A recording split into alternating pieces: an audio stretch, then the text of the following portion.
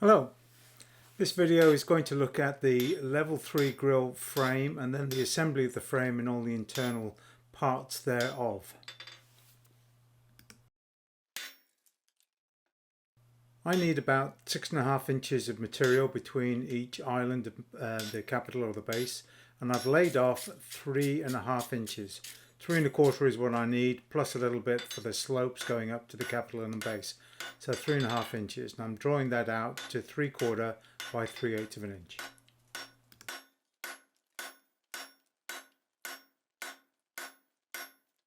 I'm using the peen and my cross peen here to get things started, and then I'm just going to true up the fore and aft and then move to the bick and do most of my gross work over the bick.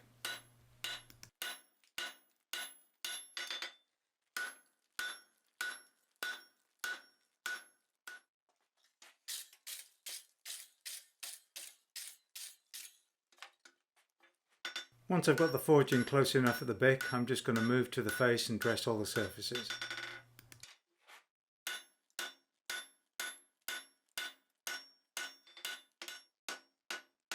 I chamfer the corners before I go over the whole thing with a flatter.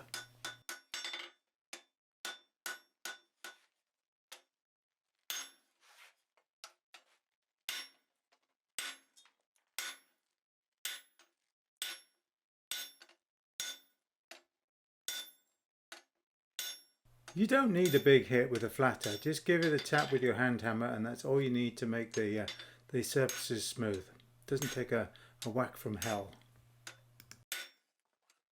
Once you've finished with the flatter, check your measurements and then offer it up against your drawing to see if it's going to fit.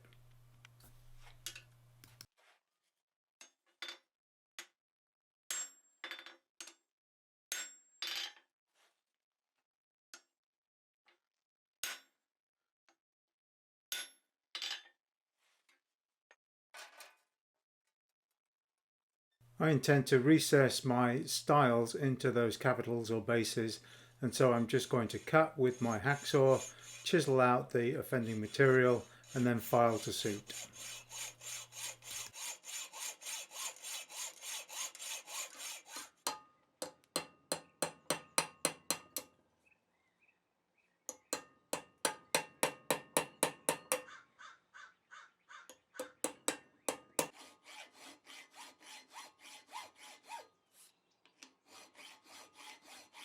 Here are my top and bottom rails, and you can see they're reasonably matched. So now it's time to move on with the center stile. First thing I'm going to do is I'm going to do a test piece for the welded collars. I need to know how far the bar stretches or shrinks. I know it's going to stretch. So first thing I've done, a couple of datums. I'm going to put some dividers in there, record that measurement. It doesn't matter what it is, just as long as I've got it recorded. I'm going to draw down or neck in the center portion of the bar to about 1/2 inch diameter. So I've taken it down to square and now just octagon and then to round.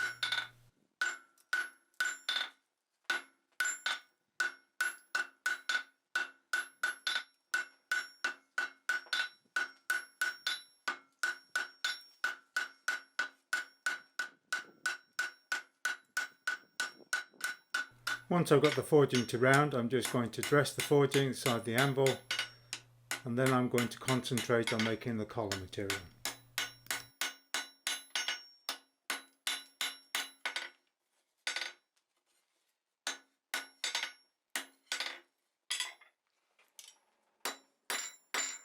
I've made enough of these collar swages to know that they are all different. So it may be that you use 3/8 round bar for your collar material. It may be that you use 3/8 square bar for your collar material. You're just going to have to do some test pieces and work that out for yourself. In my case, I'm using 3/8 round here, and I'm bringing that to 1/2 inch, half round. So that makes it a 1/4 inch thick, and we need that to work out the circumference or the real circumference of our collar material. In order to have the collar meet with the ends parallel, I have to trim them off to a slight angle beforehand, about 60 degrees or so, which is a chisel cut. I've already worked out my collar dimensions, not the subject of this particular video, and then I've nicked the bar there. That's all I need to do, because I need to bend this around into a horseshoe shape, and then I'm going to start to think about furthering that cut. Again, I'm not going to cut it off at that stage. I need that cut, or I need the parent bar to hold this piece in the fire while I take a heat.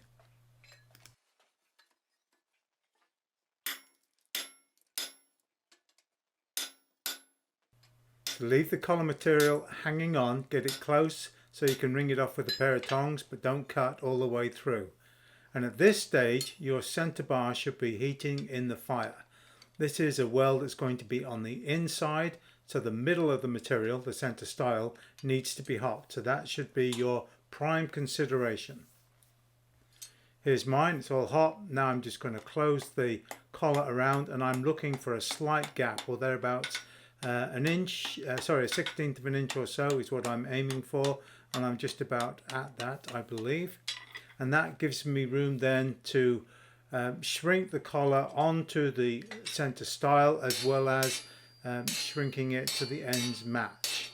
If the ends touch going in, all you're going to do is make a ring that's going to loosely fit on the center stile.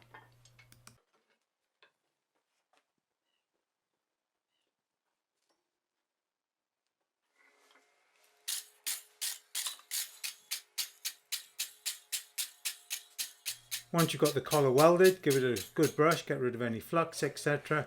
Straighten it out, any twists, because you were twisting it in the bottom and top sway, so there may be some twisting action take place. Remove those, dress it with a file, and then I'd give it a good soak in some vinegar to get rid of any of the flux or hard scale that's still on the piece. Then the last step is to go back and check your datums. You've got the dividers already set, you've got your two center punch marks that you can just about see there. And now we're going to offer up the dividers and see what change in measurements. And I've got about 3/8 of an inch, which is 3/16 per side. And that's the important bit. For the outer stile bars, I'm just going to remove the corners and then produce two tenons, one on either end.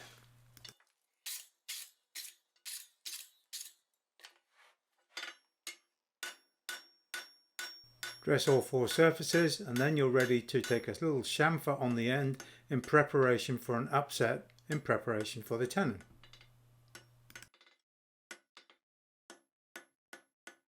I bump about 1/8 of an inch into the end here. I chamfer so it's going to move that upset further in the bar where I need it. I dress the sides to the parallel, and then I cut for my tenon, and we're obliged to come back at least half the thickness of the bar. And at that stage I'm working with a 3/4 inch bar, so I come back 3/8 of an inch. Take it down to square section, 3/8 square, draw that out, so I've now got a 3/8 round tenon, and then I shrink that down to 5/16, so hopefully I'll get no evidence of the mortise when I fit this thing together. Although mine is going to be buried in those capital and bases, so you're not going to see any of my mortise.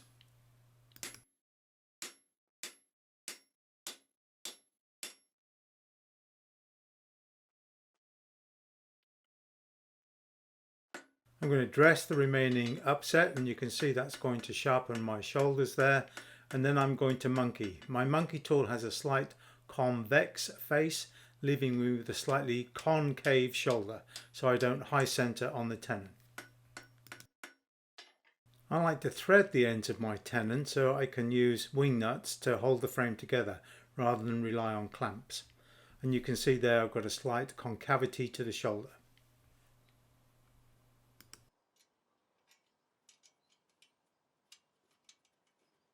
Once you've got your rails and your stile sorted out, then I would go along them and check them all for straight and square.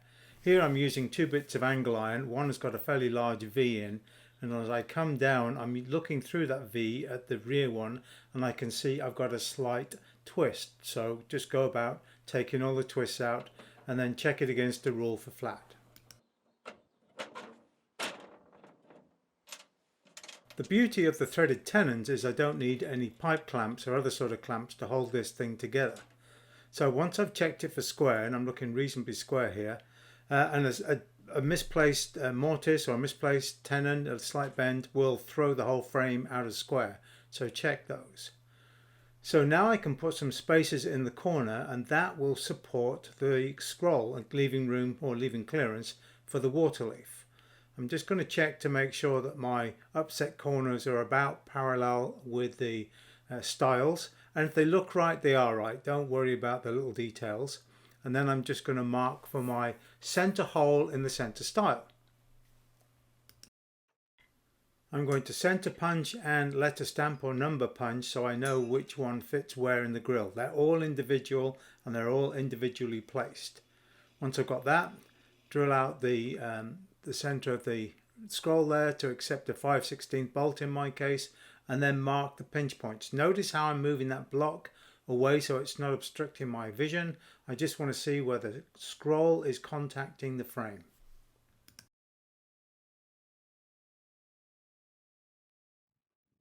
Mark center, and then I drill and tap. My scrolls are going to get screwed in place, not riveted. I find that much more convenient. When I drill, I use a little bit of channel iron bolted to my table drill, and that supports the curve of the scroll. Little bacon fat, and then in I go, and I'm going to thread that. I think I'm using a number 1024 thread. Once you've got that tapped, then you're going to turn your attention to the center hole. I'm going to cut this, and I'm cutting on the line, so I'm going to be left with slightly less than half of the hole, and that really helps when you're fitting it into the frame. Click, there it is. Take the frame apart, drill and countersink, and then you can screw the scrolls into place.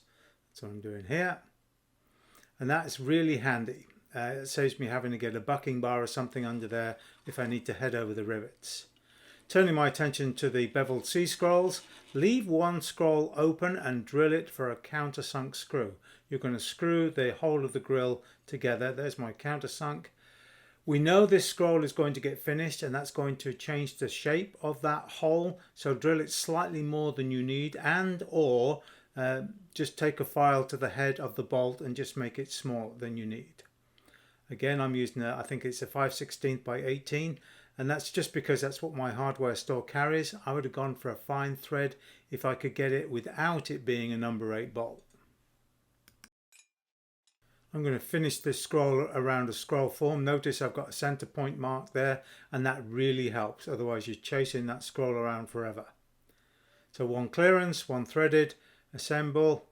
You'll notice my top right scroll is just a little thicker than the others, so I'm going to have to do something about that before I start to finish this grill, but there we are, ready to start collaring. Checking my forged collar. I'm going to show both, but I'm checking my forged collar, and that seems to be a reasonable fit. So I'm just going to adjust my grill there. You see the shiny bit. Here's my forged collar.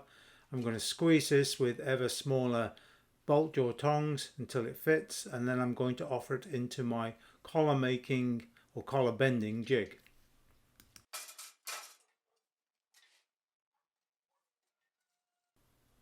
I've got the collar as close as I can with my tongs, so I'm just going to go to the jig because I know that's going to work, and I just nip that up and I get a nice firm collar, and then that holds the collar in place as it cools down and contracts, so it's not going to open up on me.